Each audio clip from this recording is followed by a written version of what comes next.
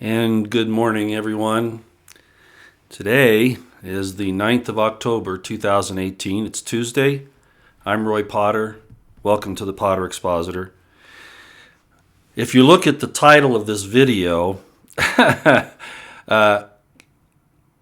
do know how to use a thesaurus, and I wanted to find a word that would say everything about what I'm going to talk about, or some of what I'm going to talk about today, and make it so that those on the left who think they're so smart will have to look it up. That's why I did it. I'm going to tell you what it is. So what the name of this, or the title of this video is The Left's Metagrabolizing. Now basically what it means is dunsical nonsense, confusion, erroneous, off in the woods, those kinds of ideas. And I chose it primarily because of, everything that the left's been doing, obviously.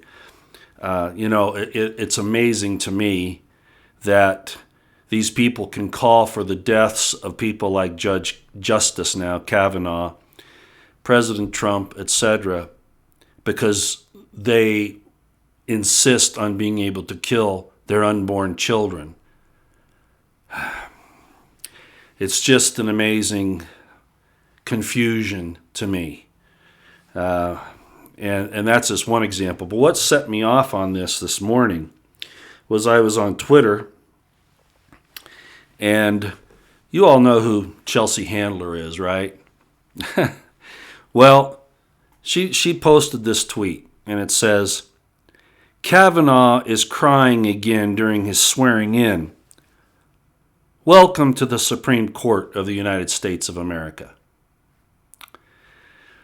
After what they put him through. But I tweeted her. It's the first time I've ever done it. Not that it'll make any difference. You probably won't even see it. But this is what I said to her. "Which is it, Chelsea? You complain about toxic masculinity, and then that a man shows emotion. You have no idea what true masculinity is." And you know who her father is, right? Well, anyway. Just absolutely crazy what's going on with the left. And it just set me off because they have really ruined the concept of right and wrong, good and evil, morality and immorality. And that's coming from me, and I have a broad view, as most of you should know by now. A lot of things that are considered taboo, I don't think so at all. And throwing a little throwing a little scripture back in there. There's a scripture that says, "The marriage bed is pure and undefiled." In other words, when there's a couple that have agreed to be together, however you see that, God's not in that bedroom telling them what they can and can't do. Nowhere in the scriptures. People will try to talk about, and don't misunderstand me here, okay? But people try to say that the whole thing in Sodom and Gomorrah would apply. No, that's definitely about the behavior between men and men, okay?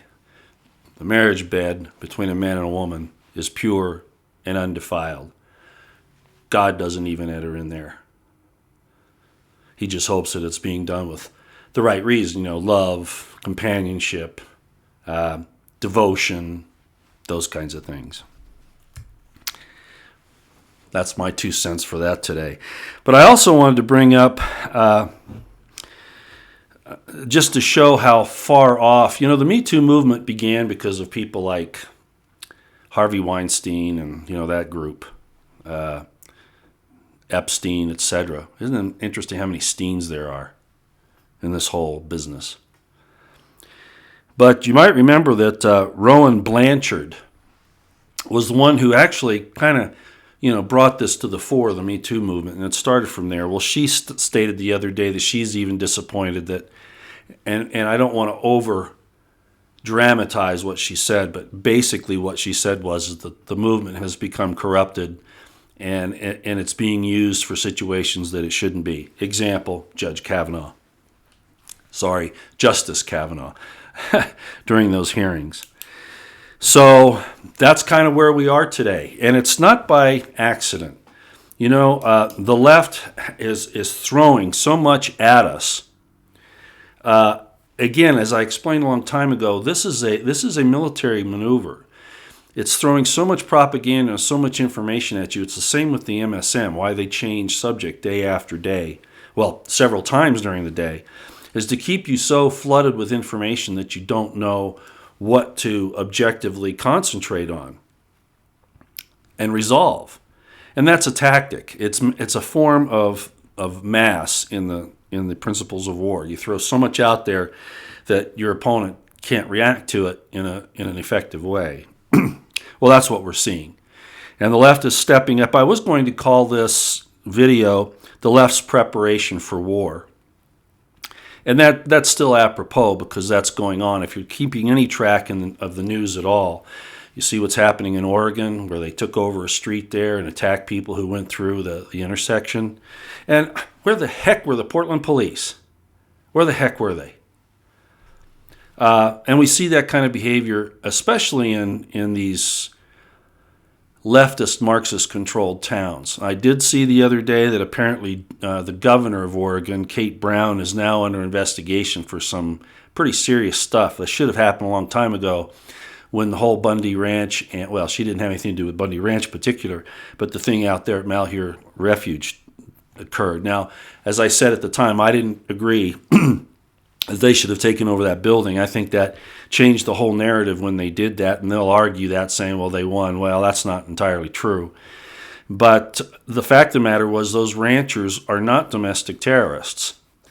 Antifa are domestic terrorists. Look what they're doing. At no time at Malheur, although there were provocateurs that the government sent in there, I know that for a fact, and that's already come out, and as well as Bundy Ranch, the government was out of control.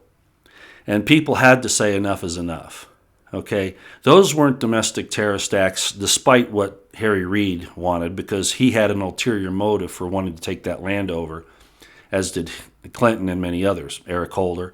As a matter of fact, I think I told you in one video that just prior to that whole thing starting with Bundy, that Obama met with senior leaders of the LDS Church to discuss land issues. Yeah. What are they going to be willing to give up or trade? Are they going to stand against, say the government's doing something wrong? Well, they didn't help the Bundys out at all, who are LDS. Matter of fact, caused them great difficulty. But that's another subject. Okay. I want to play this video, and then we'll get back on the other subject. Kavanaugh has been an eye-opener for a lot of people, and it's angered a lot of others on both sides, and there are sides. And as I've said before, we've reached a spot in our society and in our history where there's an unbridgeable gulf between these two sides. They will never, ever be reconciled. It's just not going to happen. I actually heard Laura Ingraham last night on her show actually say that communists have taken over the government. Of course, not meaning President Trump, but the bureaucracies, the DOJ, the FBI, CIA, State Department, etc. That's what she was referring to, I'm sure. She actually called them communists with communist ideals and goals, which, of course, if they took an oath to support and defend the Constitution, they are seditionists in positions of power. They shouldn't be there, and they should be removed. Their political views are one thing, but when they openly, or even behind the scenes, work to subvert our constitutional republic, they should be arrested, investigated, arrested, tried, and if found guilty, imprisoned, or, in extreme cases of treason, of course, executed. That's what needs to happen, and I've stood by that since day one. But let me play this for you, because I think it's important. It shows, I think, the direction that Trump is headed. At least I certainly hope so.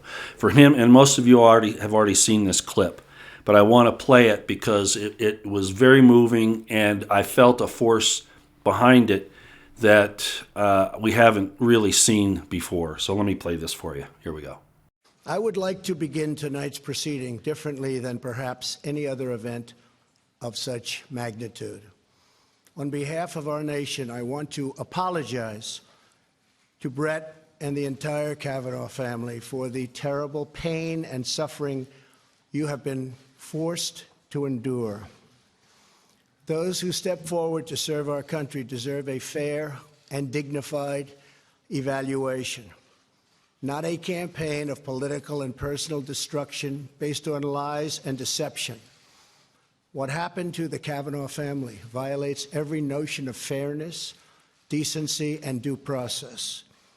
Our country, a man or a woman, must always be presumed innocent unless and until proven guilty.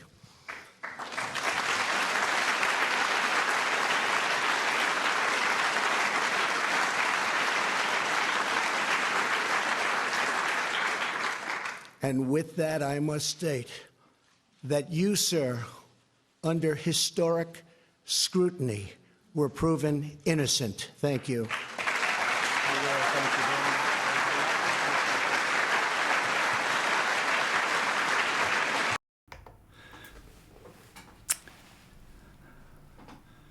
Pronounced him innocent, and indeed he was. There was no corroborating evidence. And I'm just going to say it, many people who were law enforcement officers sat and watched Christine Blasey Ford in that hearing in Congress, in the Senate Judiciary Committee, and it was obvious she was not speaking in her normal voice, and it wasn't that she was afraid, it was an act.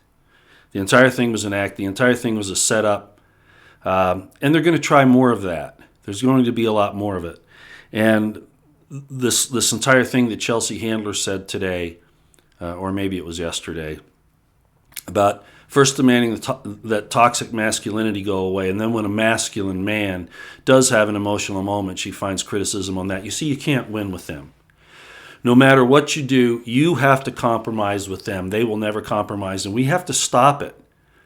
The Senate leaders, the House leaders, the people in government need to say, you're not going to go any further. Sort of like Gandalf in Lord of the Rings. When he's talking, I forget what they call it, but it's that demon that's coming, trying to get across the bridge, and he says, you shall not pass. There's a point at which we just have to say, we're not giving in anymore. No, you're not getting any more Second Amendment gun laws. You're not going to restrict our free speech in any way. We're going to come after your social platforms that are trying to take away our right to discuss our topics and to have an influence. That's what politics is. That's what communication's about. That's those, and we all know the argument for bringing those social platforms under the umbrella of the more so under the FCC and those other regulations as being utilities. They accept government money anyway, so they should be, and also in their development, so they should be restricted and required to follow those particular laws and rules in the Constitution as such. When President Trump gave this, it also reminded me that he donates his entire presidential salary to areas primarily in the government, and I can understand why he does that. I don't think he's done any private things yet.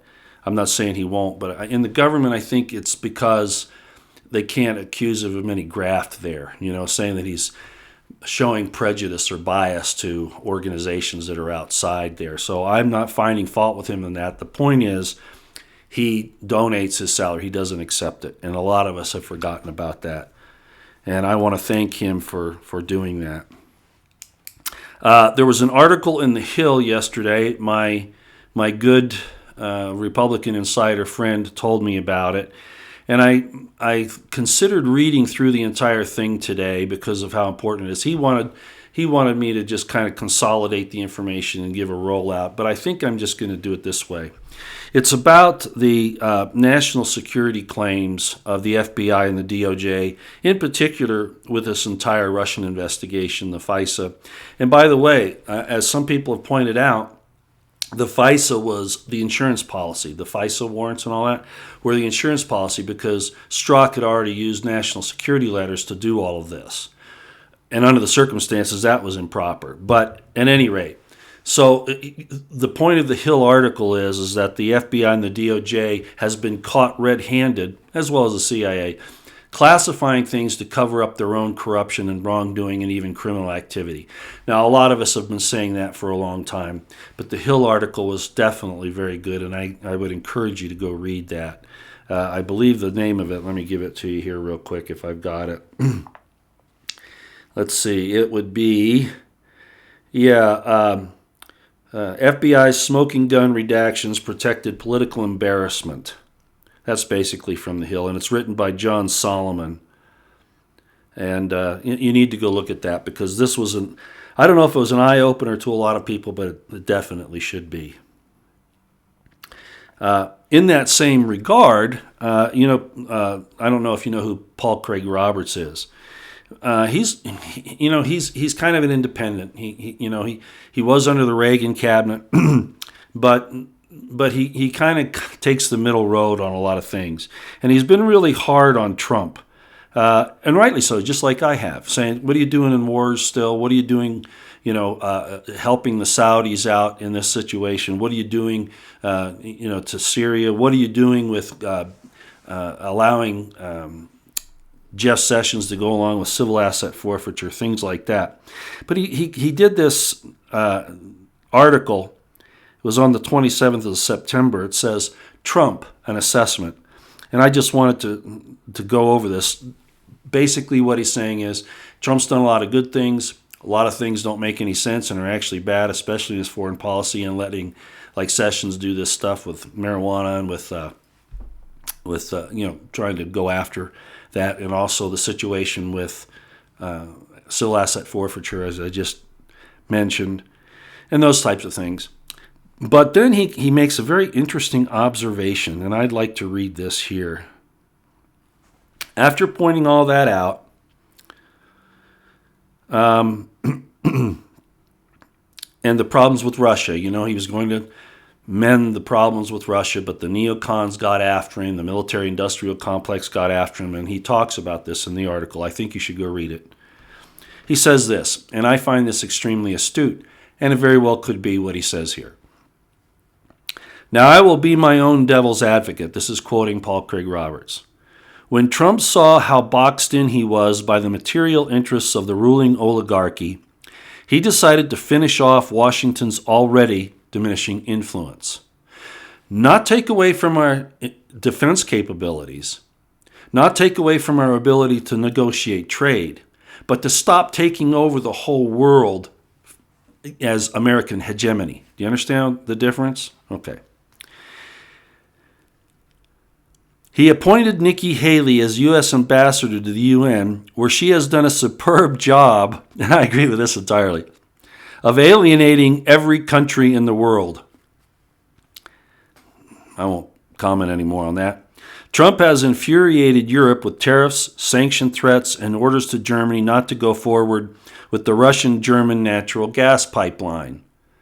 Isn't that crazy? The Germans want us to protect them and saying how evil Russia is and that we have to prepare for war, but they're buying natural gas and from the Russians. The double standard is just amazing. Trump followed up by treating the UN Security Council on September 26 as Washington's footstool. Trump, with threats and sanctions, is driving Turkey, Iran, India, China, and North Korea into Russia's arms. And he is driving Europe into independence. In a stroke of genius, I don't think I've ever heard Paul Craig Roberts call Trump a genius before. In a stroke of genius, Trump, despite his thoroughly neoconservative regime, the neoconservatives, the Trotskyites, etc. In a stroke of genius, Trump, despite his thoroughly neoconservative regime, is destroying Washington's hegemony. And that's true. That needs to be done. That's really what needs to go next. Not take down our ability to defend ourselves, but to stop trying to push America everywhere, because that's what they're doing for banking reasons, for money and for control of resources, etc. Quoting Paul Craig Roberts again, "We might never know whether this result is an unintended consequence of arrogance and hubris," see, he's still not sure about Trump's motivations here, "or whether it is a clever strategy. But if it turns out the way it seems to be heading, Trump will go down in history as Trump the Great, the man who saved the world by dismantling American hegemony." Hear, hear. You see, the neocons and the Trotskyites, people like Clinton, remember Clinton was talking about, when I tell them to push that button to kill 1 million people with an atomic weapon or 1 billion people, they better follow orders. That's where this was going. And it was under threat of, you either give us our hegemony here in Washington, D.C. to our crooked institutions or criminal institutions, or we'll blow you up. That's how it's been for a long time. And this thing from Paul Craig Roberts really gave me a great deal of comfort and assurance. And I do honestly believe, despite everything that seems to be going wrong in some places, and most of it's going right, but there are some problems, I believe that is Trump's end goal, to try to do the best he can. A lot of Christians will say, oh, well, if he's trying to bring on world peace, well, if a man tries to do it, then, he's trying to be God, and, he's going to, that's wrong, and God wants to blow up the world because, that's the Armageddon and the apocalypse and all that. And those, frankly, ladies and gentlemen, those are erroneous applications of the prophecies. Apocalypse just means an awakening, a revelation. It doesn't mean like Armageddon for the entire world being destroyed or whatever, because there are a lot of reasons why God wouldn't want to do that. I won't talk about those today, but the fact of the matter is that we have to get these criminals under control. That's what it's about. And there are those two paths of prophecy, just like at Nineveh. You repent and things will go okay. You don't and you'll be destroyed. Every prophecy has that path. And God always leaves that door open. So anyway, I wanted to bring that up. I thought that was pretty important. The left, like I say, they're really their whole position is being unraveled right now, and of course, Trump has played on a balance beam. That's a really thin one, more like a wire. He's been doing a balancing act there, trying to get this information exposed, and at the same time not let them ruin the country in the process by moving slowly.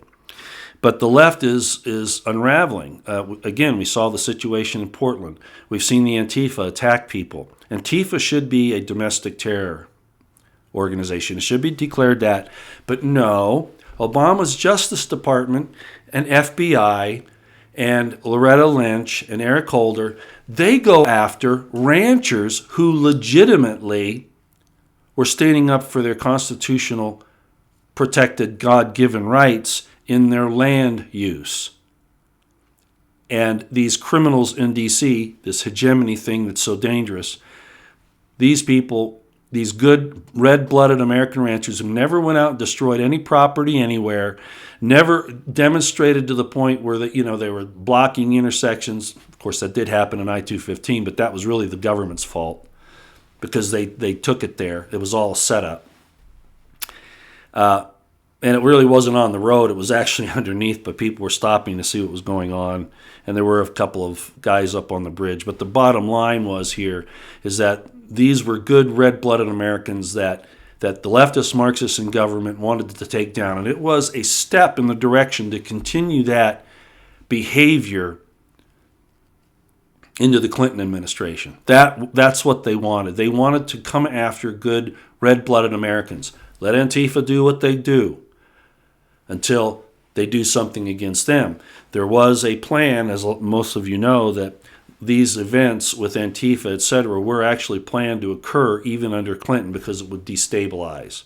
It was the takedown of the United States of America, which we're already in trouble. The Constitutional Republic is already in trouble, barely hanging by a thread, not even that. But that was to finish us off. So this was all a plan for a long time. And hopefully, and I do believe that Trump knows that. We have this lady, for instance, these radicals who are calling for violence. Loretta Lynch. Wow, why don't we play her thing? Most of you will remember this. Let's play hers, okay? It sounds innocuous in some ways, like past, but understand what these people are doing. They're prepping people's minds. So let's play this one. This is a former U.S. Attorney General talking like this. Listen.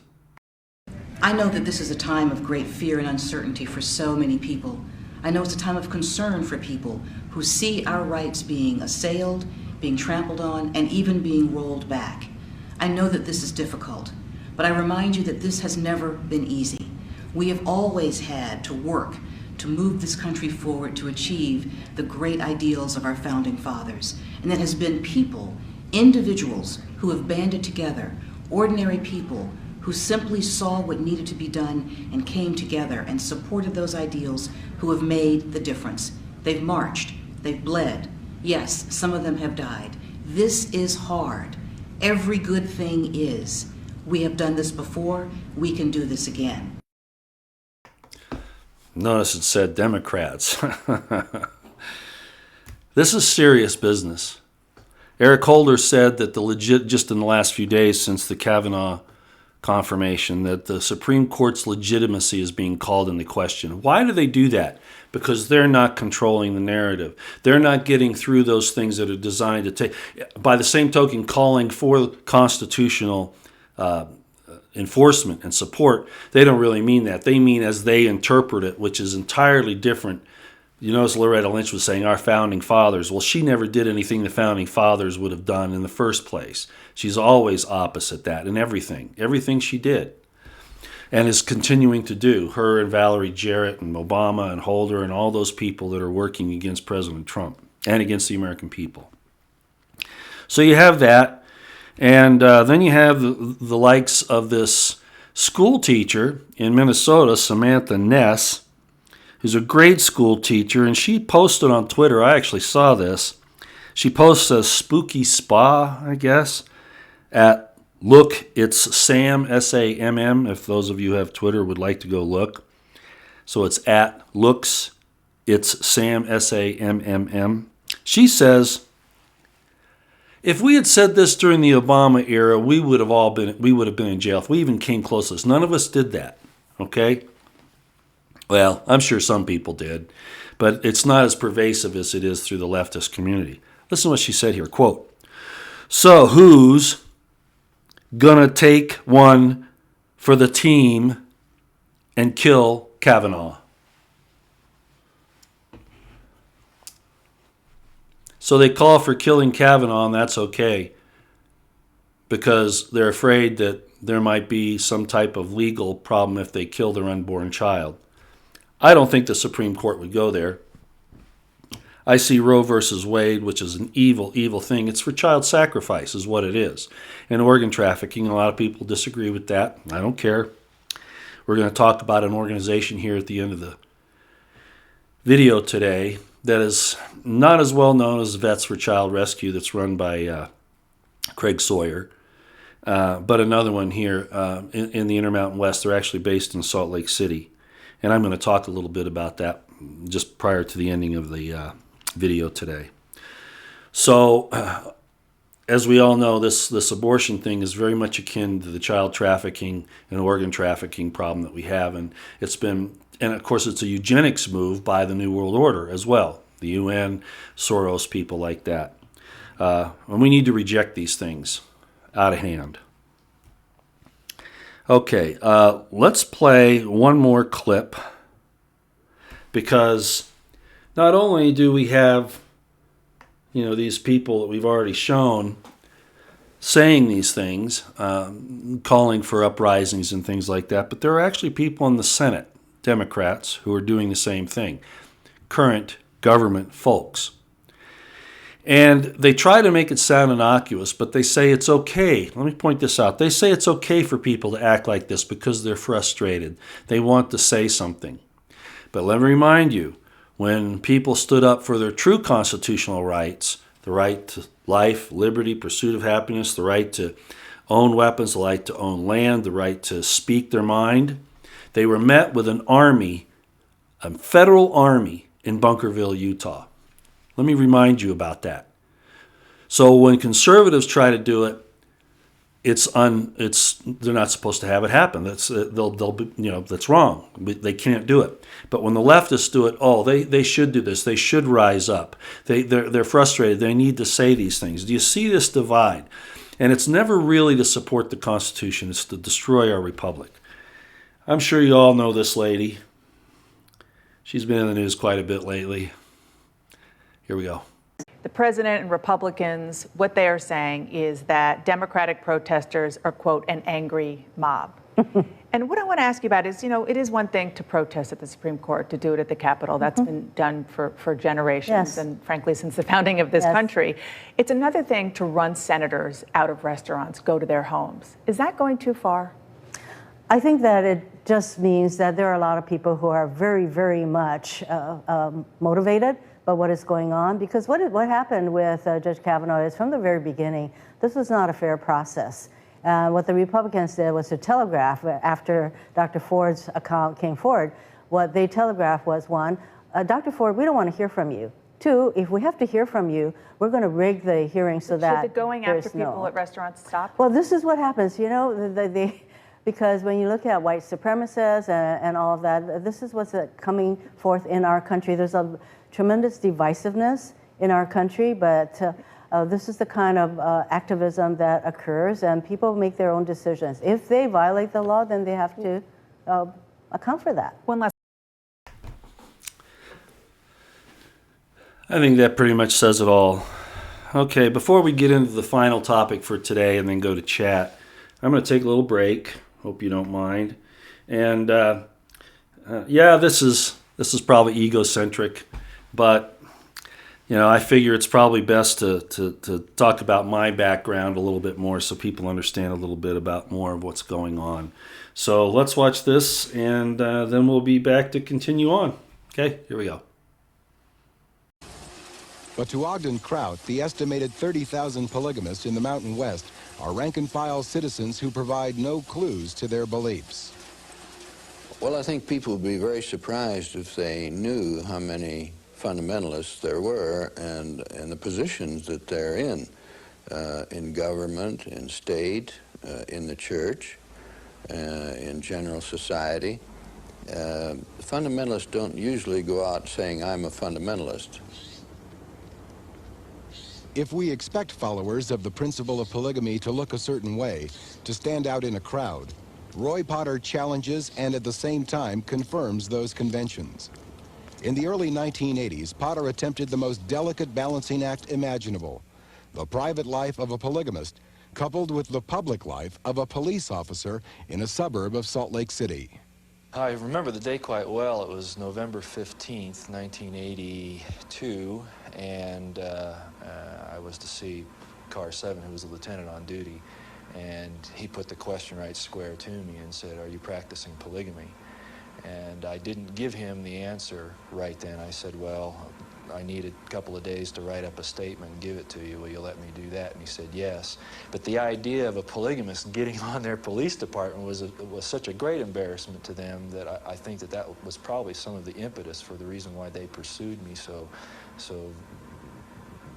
viciously. The city police of Murray, Utah fired Potter. But rather than go quietly, Roy Potter decided to make the first full legal challenge of anti-polygamy laws in 100 years.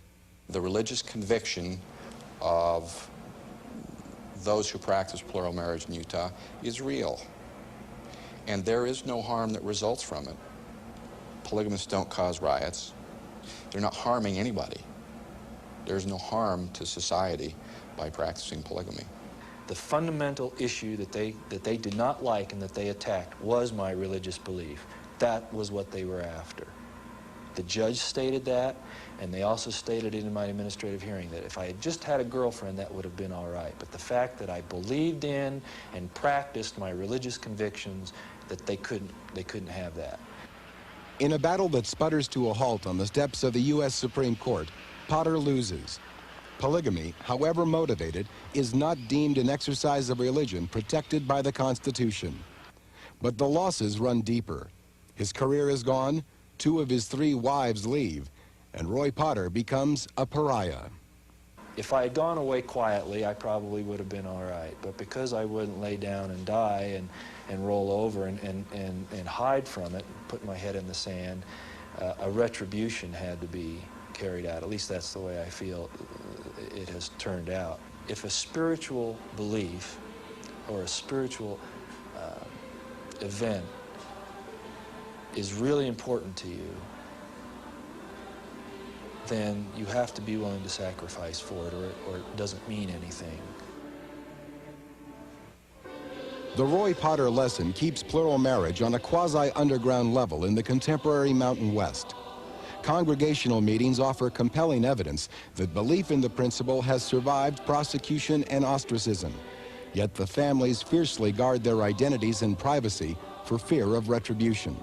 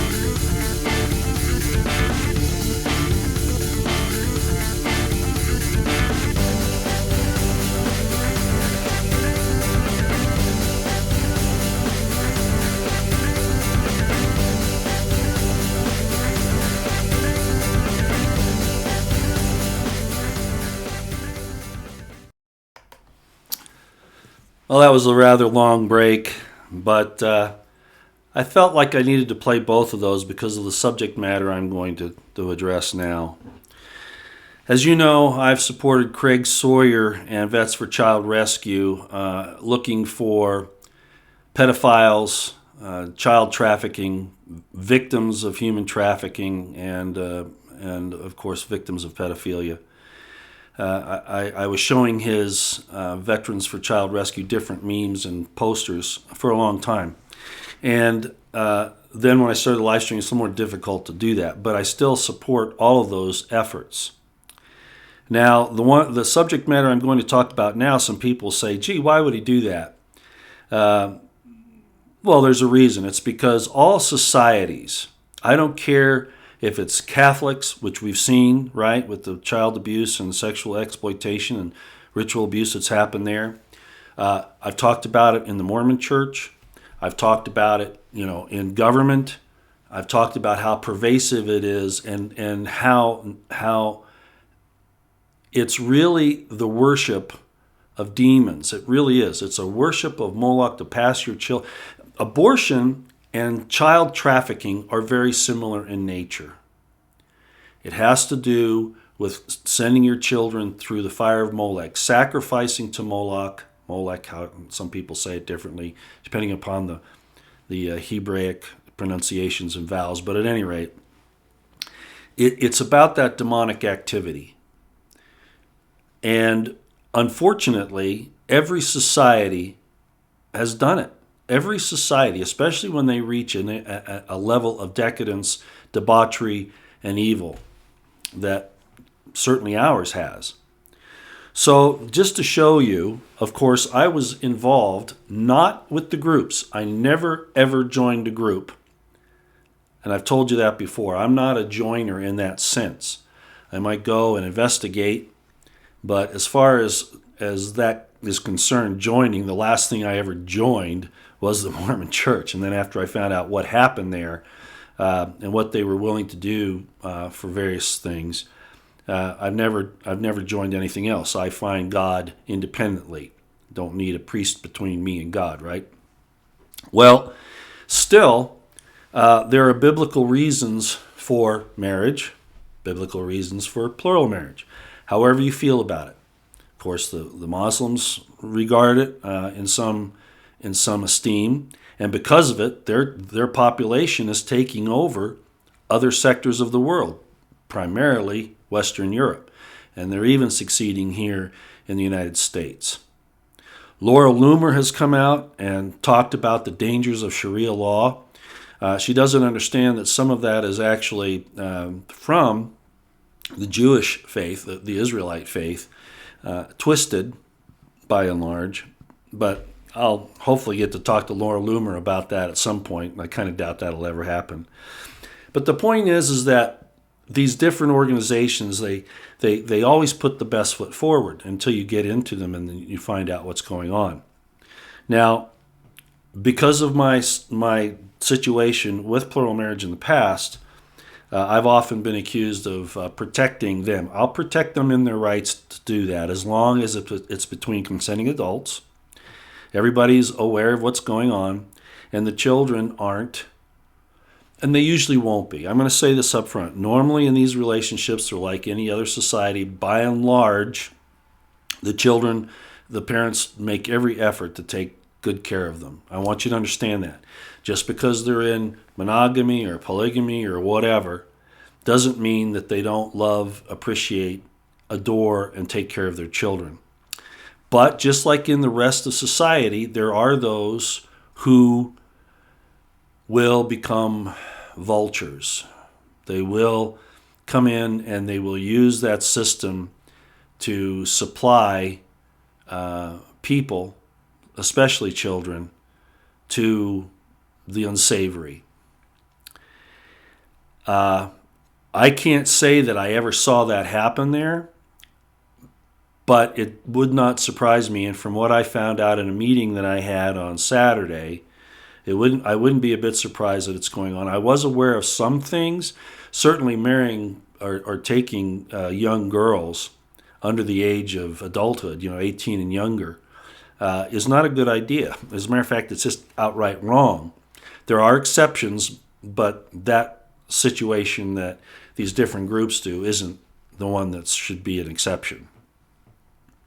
I think the legal marriage age in Utah used to be 14. And then after some of these investigations occurred, they did raise it to 16. But in my estimation, with parents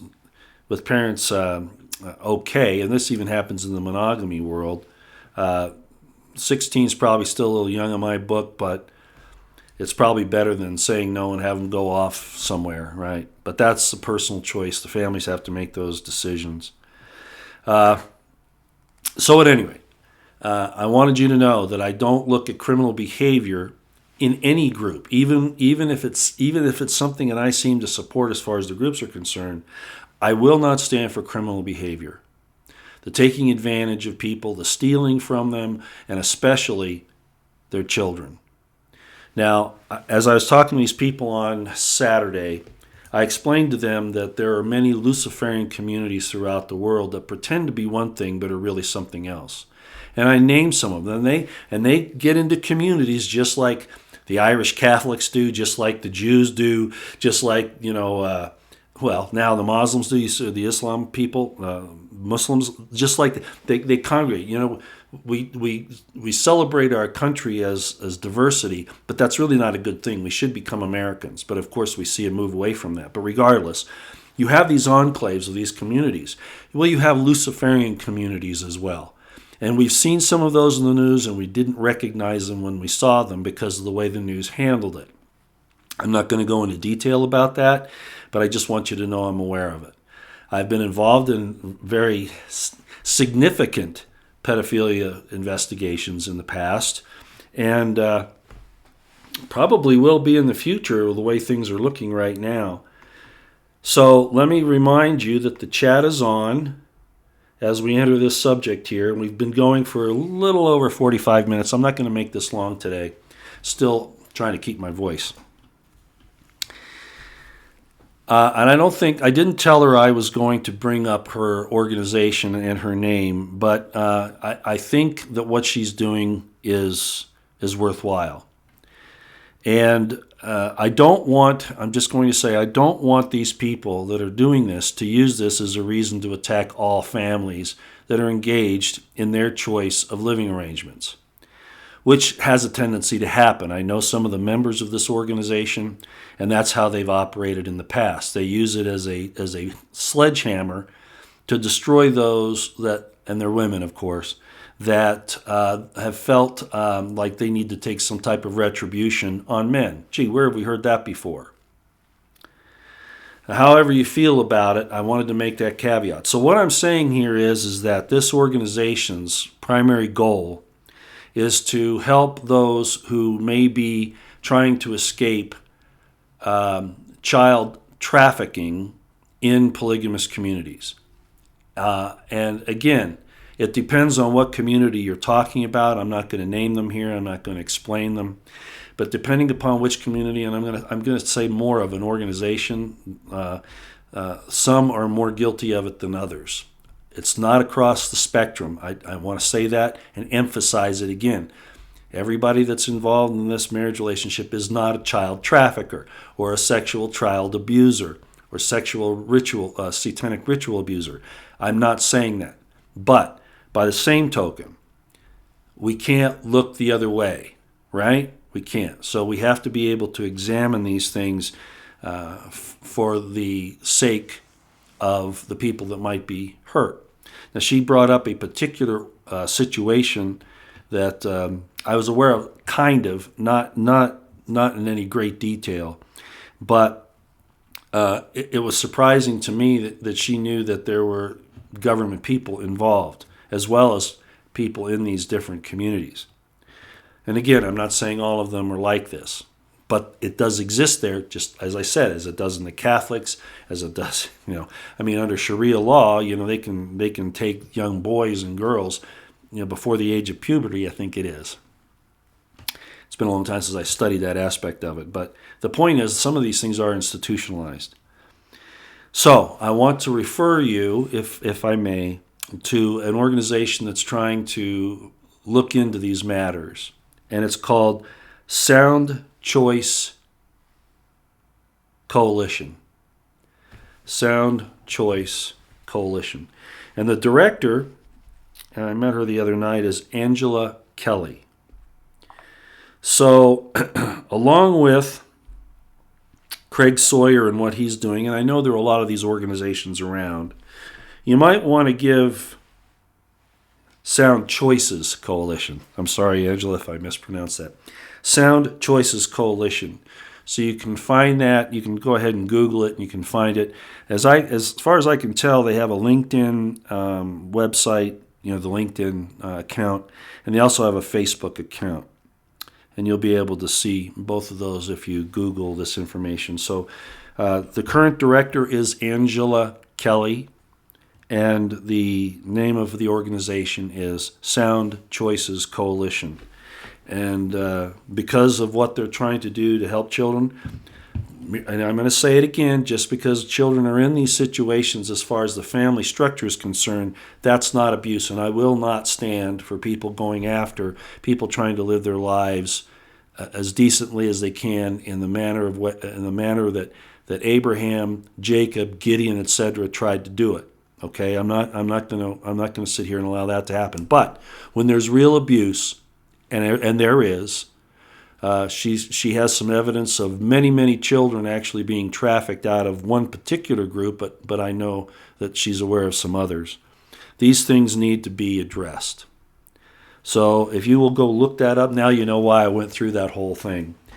When I was a police officer, and I told them this story that night, I was in the office doing some paperwork, and this couple came in. They weren't married, as it turned out. One was a bishop, I guess, and the other was this lady who had been forced to stay in a plural marriage relationship, even extorted. I mean, apparently there were pictures taken and things like that to try to force her to stay against her will. So they didn't want to make an official police report. They wanted me to just go talk to the guy. Without a report, without an official case and all that, there's really not a whole lot I could do. So I told them, look, I have to open a case on it so I can make a report. And then if you decide not to pursue it, that's your business, okay? But I have to at least put it in a police report. And they said, okay. So I went and talked to this guy, and yes, he was the scumbag. He was bad. I could tell from the start. I mean, the guy was a weasel. Anyway, I won't go through a whole lot of adjectives, but no, I didn't find him a good person at all. And he said some things. He admitted to taking pictures of her to try to keep her from leaving. Wow. But again, this is on her to file official charges.